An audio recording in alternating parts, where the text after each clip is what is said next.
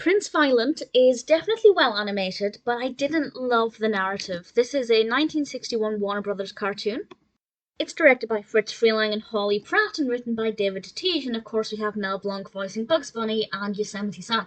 And Yosemite Sam is in the role of a Viking, and Bugs Bunny is trying to protect this castle from Yosemite Sam, and we also have an animal involved, which I thought was rather fabulous. I quite enjoyed that aspect of it, but generally the narrative didn't appeal to me too much. There wasn't really anything in it that I found to be that interesting, but at the same time there was nothing wrong with it. I can't say that the animation or that the narrative was poorly developed or that it didn't make any sense, because that's absolutely not the case.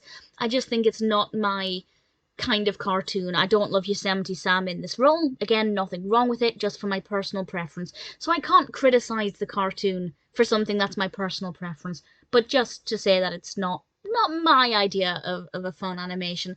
But it is actually well animated. I loved seeing the architecture, the costumes, everything felt right. That's not to say everything's completely historically accurate, but everything, made a lot of sense. The style was consistent, the pacing was pretty good.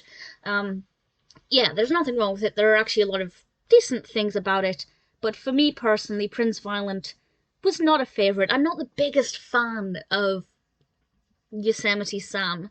That's not to say I don't like any cartoons where he's in, but for me to like a Yosemite Sam cartoon, I kind of have to like whichever character he is playing or what role he is in. Sometimes he's kind of just himself, sometimes he's got a more, a job title or a historical aspect to him, as we see here, and it just didn't appeal to me too much. Nothing wrong with Prince Violent. It's worth checking out if you're a fan of Bugs or Yosemite, but for me personally, I didn't love it.